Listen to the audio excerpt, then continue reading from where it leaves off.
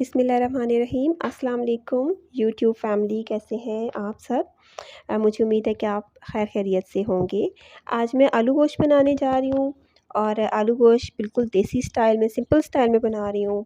इसके लिए मैंने कुकर में 1 किलो गोश्त डाला और ये कुर्बानी का गोश्त है। अभी अभी ईद गुज़री है तो उसका जो गोश्त है वो हमारे फ्रीज़र में मौजूद है, तो मैंने आज उसी से आलू गोश्त बनाया।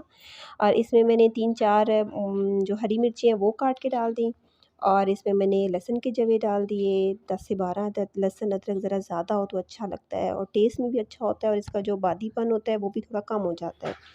और प्याज भी मैंने डाल दी इसमें, 3-4 छोटी साइज़ की प्याज इसमें मैंने डाली है रफली चॉप करके, और 3 गिलास पानी डाल दिया। और उसके बाद ड्राई मसालों में मैंने इसमें हल्दी तकरीबन हाफ़ टी स्पून, और लाल मिर्च का पाउडर है मेरे पास, ये मैंने 1 टीस्पून डाला। और कुटी हुई लाल मिर्च है, ये मैंने 1 टेबल स्पून डाली, क्योंकि जो लाल मिर्च मेरे पास पाउडर है ना वो बिल्कुल भी जो है वो तेज़ नहीं है, तो इसलिए फिर मैंने कुटी हुई लाल मिर्च डाली है।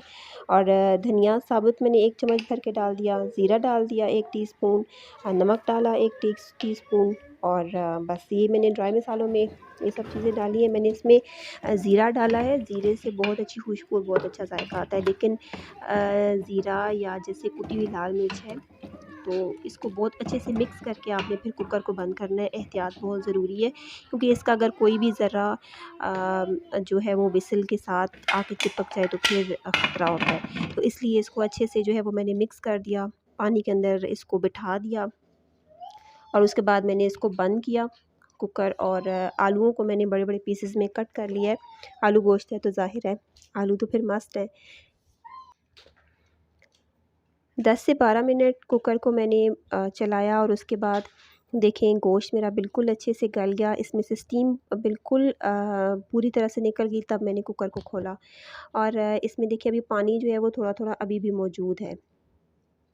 तो बस इसको मैंने इसमें ड्राई करना है। गोश्त अच्छे से गल गया है, पानी को इसी में मैं ड्राई करूँगी। और 1 टमाटर जो है वो मैं कट करके इसमें डाल रही हूँ। टमाटर 1 ही डाल रही हूँ इसलिए क्योंकि मैंने थोड़ा बाद में दही भी ऐड करना है इसमें, तो फिर वो खटाई बहुत ज़्यादा ना हो जाए, बैलेंस करना जो है वो बहुत ज़रूरी है। तो बस 1 टमाटर मैंने इस वक़्त ऐड किया और ये साथ ही टमाटर भी गल जाएगा और पानी भी इसका ड्राई हो जाएगा। देखिए ये बिल्कुल ड्राई हो गया। अब ये स्टेज है कि इस वक़्त मैंने इसमें ऑयल ऐड करना है। तो ऑयल चूँकि गोश्त की अपनी भी चिकनाई निकल आई थी, तो ऑयल उस हिसाब से फिर मैंने, आप समझें कि 3 टेबलस्पून मैंने इसमें भर के ऑयल के डाले। तो ऑयल भुनाई के वक़्त थोड़ा ज़्यादा होना चाहिए, बाद में हम उसको निकाल भी सकते हैं, ऐसा कोई मसला नहीं है। तो बस इसको अच्छे से भून लेना है। भून लेने के बाद इसमें मैं जो है वो आलू ऐड करूँगी और आलू को मैंने इसके साथ ही भून लेना है।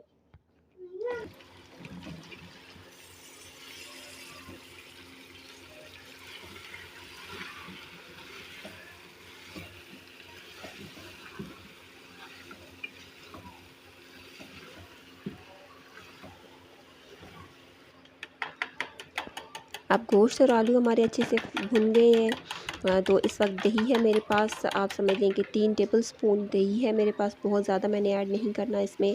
और बिल्कुल एंड पे जब हमारा सालन तकरीबन रेडी हो गया उस वक्त मैंने इसमें दही ऐड करनी है और आखिर में बस 2-3 मिनट इसको भूनना है। दही जो है वो अच्छे से इसके अंदर रच बस जाए और बस उसके बाद फिर मैंने जो है वो इसके अंदर पानी डाल देना है, हमारा सालन रेडी हो जाएगा। तो मैंने दही को 2 हिस्सों में डाला, पहले मैंने आधा डाला दही और फिर बाद में भी आधा डाला। और बस इसको मैंने अब जो है वो अच्छे से मिक्स कर लेना है। साथ में मैंने इसको टेस्ट कर लिया था, बिल्कुल बैलेंस टेस्ट था, नमक वगैरह बिल्कुल ठीक था। आप अपने अकॉर्डिंग इसको सेट कर सकते हैं। और बस इसके बाद मैंने इसके अंदर जो है वो डाल देना है पानी और इसका मैंने शोरबा बना लेना है और फिर हमारा इस तरह से जो है वो आलू गोश्त रेडी हो जाएगा।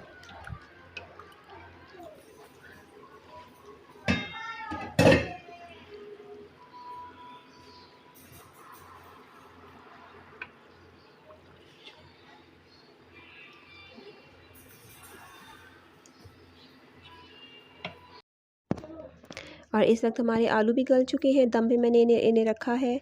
और यहाँ देखिए मैंने जो अदरक है उसको मैंने लंबा लंबा सा कट कर लिया। इससे पहले मैंने अदरक इसमें नहीं डाली, तो मैं इसलिए इस जगह पे ज़्यादा अदरक ऐड कर रही हूँ। और हरी मिर्ची है, हरा धनिया भी अगर आपके पास है तो आप वो ऐड कर दें। और आखिर में जो है वो मैंने आधा टीस्पून काली मिर्च डाली। काली मिर्च से इतना ज़बरदस्त टेस्ट आ जाता है कि आप समझें कि आलू गोश्त का जो जायका है वो डबल हो जाता है, मज़ा दोबाला हो जाता है। मैंने इसको मिक्स किया और हमारा ये आलू गोश्त हो गया रेडी। तो आपको मेरी रेसिपी कैसी लगी? आप किस तरीके से आलू गोश्त बनाते हैं मुझे ज़रूर बताइएगा।